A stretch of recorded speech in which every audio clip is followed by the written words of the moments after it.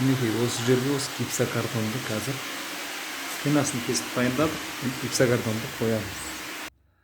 Осылай бірінші ротбандты ұрамыз. Әр жерге ұрып, үстіне гипсокартонды басамыз.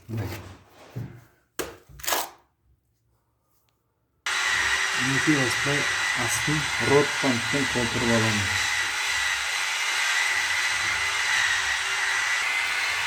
Осылай гипсокартонды бетіне бастырып қоямыз. Мінекей гипсокартонды қойдық. Өзі теп-тегіс әдемі болды. Осы жағын кейін шпаклевкамен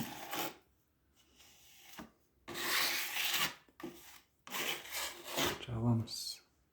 Бұрышына угол